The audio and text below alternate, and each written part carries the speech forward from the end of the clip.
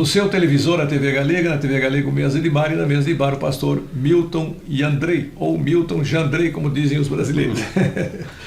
Aliás, apareceu um goleiro chamado Jandrei, que jogou aqui na Chapecoense, jogou no Inter, agora foi para São Paulo. É seu parente, não? Não posso afirmar, e as coisas são interessantes. Eu conheço a história da minha família. Então foram 2 irmãos que vieram imigrados da Alemanha, se estabeleceram primeiramente em Rio Pardinho, em Santa Cruz do Sul. Depois um deles, após casado, imigrou, subiu a serra e foi a antiga colônia General Osório, hoje Ibirubá, perto de Cruz Alta. E lá então está a família toda da qual eu faço parte, a grande família. Mas depois eu sei que tem Jandrei em Três Passos. Uma vez digitei o nome do meu pai, Egon Jandrei, que já é falecido, digitei e apareceu um Egon Jandrei lá na Bahia também. E as coisas assim vão indo, então a gente se surpreende de como vai o nome da gente, né? Mas o Jandrei que jogou na Chapecoense e nem sabia que estava em São Paulo agora, eu não posso dizer se é parente ou não. Aqui também em Pomerode, se a gente vai ali no museu, o museu histórico ali do imigrante, vai ver nas listas, lá também tem Jandrei. Então, são mais que vieram e migraram para cá. Né? É interessante. Agora, você tem um na Bahia, né? De repente baixou lá no guarda de Pai de Santo aqui. Não, foi uma coisa interessante quando nós casamos. Minha esposa é do Espírito Santo, a pastora Márcia. Ela é do Espírito Santo, e quando a gente casou e esteve lá, daí chegou uma família e disse: pá, mas eu gostei tanto, falando para mim, gostei tanto do seu sobrenome, que quando eu tiver um filho eu vou dar o nome para... Quer dizer, porque soou, gostou, né? Porque pode ser Andrei, existe Sim, Andrei, né? E tudo mais, e gostou. Então vai ver que surgiu mais um assim. Então a sua patroa é do Espírito Santo? Sim, a minha esposa... E como é que se conheceram? Isso a igreja fez com a gente, brincando. Mas quando nós estudamos, fizemos o curso de teologia, e nós temos a formação clássica ainda, de 7 anos de curso, com estudo das línguas bíblicas e tudo mais. O único curso na igreja reconhecido e oficial era em São Leopoldo, no Rio Grande do Sul. Né? Então, todos que queriam estudar para seguir o caminho do ministério na igreja, estudar teologia, vinham a São Leopoldo. Então, ela também veio estudar, e lá a gente se conheceu. E estamos aí já junto há 27 anos. Lá em São Leopoldo conheci o pastor Kannenberg. O Kannenberg, sim. Tocava rádios. Isso, longa história com as rádios e também com estúdio de gravação e tudo mais na nossa igreja, né? Inclusive a Rádio União aqui é fruto do trabalho daquela época da igreja. Ele conseguiu, foi uma doação da igreja se não me engano, da Suécia e da Holanda até. Aí toda essa história, mas vieram muitos recursos para a nossa igreja para investir na questão de comunicação de rádio, né? E era uma rádio, olha, tinha 50 kW, meu Deus do céu. Eu tinha um programa lá, Falei Alto, de manhã cedo. E aí um dia eu gravei, depois eu estava na Habitação naquele tempo, e nós tínhamos uma reunião em Florianópolis. Depois eu via lá a rádio que fazia emissora local, mais forte que a emissora local. Né? Então eu entrava na África do Sul e estava para tudo que é lado. Né? Sim. Não, e hoje também a Rádio União que nós temos, ela também é uma rádio de grande abrangência. A ortoga, a licença que temos, né, é de grande abrangência. Então ela também tem uma boa audiência, uma boa abrangência em todo o Vale do Itajaí aqui e para além também. E faz parte, né? Porque a igreja também precisa se comunicar, né? Veja assim, a igreja precisa, a igreja vive da comunicação, né? Qual é a essência da igreja? É dar testemunho do Evangelho de Jesus Cristo, é testemunhar, é falar, é transmitir, né? Então a essência da igreja é comunicação, e ela faz isso, né, dentro da igreja, com a pregação, com a homilia, na igreja católica, né?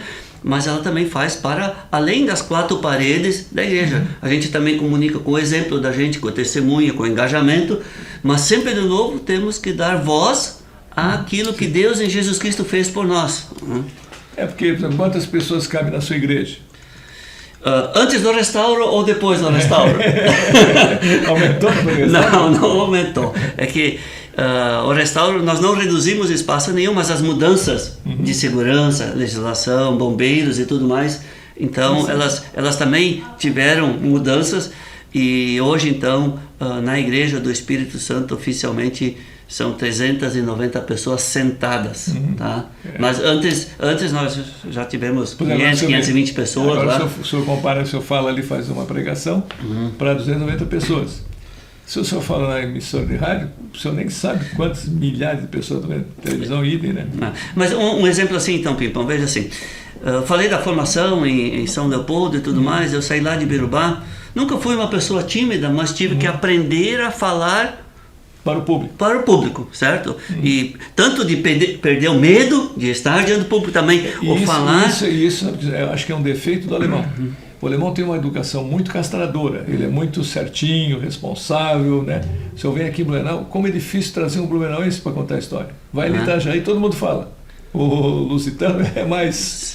Não é que fala errado, não tem problema aqui. Não, eu não tenho história e tal, eu não sei falar muito bem português. Sim. Ele é castrado, né? Porque em casa faz o Dina, né? Quando vem visita só faz o Dina e vai embora para o quarto, não fala mais nada. Mas voltando assim um pouco para a questão da comunicação, veja, então eu tive que aprender a falar em público e falar para o público. Aí veio a pandemia, eu tive que aprender a pregar só para uma câmera, como estamos falando aqui. Imaginando que tinha as pessoas na minha frente. E hoje é assim, então, se eu tenho o público no culto presencial, e nós temos o nosso culto tanto no canal do YouTube, também no Facebook e no Instagram, mas eu vejo lá no canal do YouTube que a gente pode ver as métricas, acompanhar tudo. Então o mesmo culto, depois de 8 dias, ele chega a 1.200, 1.300 visualizações. E que mantém, eu acho que isso é importante, não é só visualizar, mas mantém também um bom tempo que as pessoas visualizam nessa média toda. Então é aquilo, a gente grava num momento que você não tem ninguém à sua frente, mas o alcance que os instrumentos de comunicação ajudam para a gente que tem por tarefa como igreja testemunhar o Evangelho de Nosso Senhor Jesus Cristo. Você sabe que quando nós começamos a TV Galega, né? O que eu fiz? Eu vi que o cidadão chegava aqui, via quando acende aquela luzinha em cima da câmera, ele perde a fala.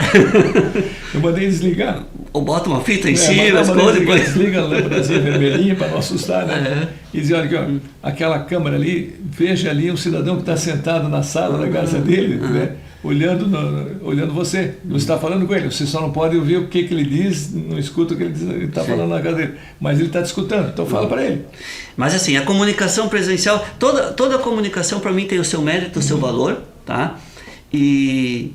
Mas a comunicação presencial é interessante, você está pregando, porque todo o corpo da gente comunica, né?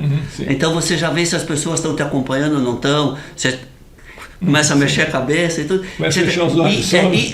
Ou isso, né? Ou começa a procurar fazer outra coisa, opa, já chega. Enquanto que na comunicação de massa é numa direção só, né? Você não tem esse retorno tão imediato como no presencial, como nós estamos aqui, né? Se o nosso assunto não fosse bom agora, você já ia puxar um outro assunto, né? Porque vai reagir logo. Agora, se fosse a gente fica falando, comentando. Então, só que a gente chega a um público e tem público que agradece por isso hoje em dia. Pessoas que dizem, olha, que bom que depois da pandemia nós permanecemos com a transmissão de culto. Porque tem pessoas que não podem vir, tem pessoas que estão adoentadas, ou outros que dizem, é tão bom domingo de manhã, pastor, eu pegar meu café, às vezes até estou de pijama ainda, mas estou ali, mas estou acompanhando, e eu sei que eu estou em comunhão com irmãos e irmãs na fé. Então são possibilidades muito boas que a gente tem. E às vezes quem está no hospital, né, no leito do hospital, está com a televisãozinha lá ligada, está acompanhando e está ouvindo a mensagem de Deus. Essa é uma experiência que eu tive na Alemanha. Eu trabalhei 6 anos e meio na Alemanha, e na Alemanha era assim, no hospital municipal lá, tinha uma capela. E era assim, que num domingo à noite era uma missa, no outro domingo um culto luterano. E a gente ia na capela, e na capela mesmo só tinha às vezes 2, 3 pessoas. Mas é transmissão ao vivo. E vai para cada quarto nas TVs para as pessoas acompanhar. Sinal fechado, né? Sinal fechado só para quem está no hospital. Uma coisa interessante, então a gente às vezes estava ali, os cantos quase não dava para fazer, porque tinha pouca gente. tá? Mas era uma comunicação, nesse caso também bem direta, porque eu estava no hospital, na capela do hospital, Falando para o doente. e eu chegava para cada quarto, né, falando, eu só não estava presencialmente em cada quarto. Né? Vamos fazer uma pausa novamente para rodar os comerciais. Eu achei interessante essa experiência sua lá, porque eu também conheci em Altenberg, tinha uma catedral lá, que tinha, acabava a missa católica, começava o culto luterano. Uma cidadezinha pequena também, uma igreja gótica muito interessante. Eu acho que isso chama na Alemanha Simultaneumskirche. São igrejas que são tanto católicas como luteranas. Tem uma aqui em Pomerode, numa das linhas ali, que é uma igreja que ela foi construída desde o início para servir as duas comunidades igualmente. Que é algo inteligente, né? É. Aos nossos comerciais e já a gente volta.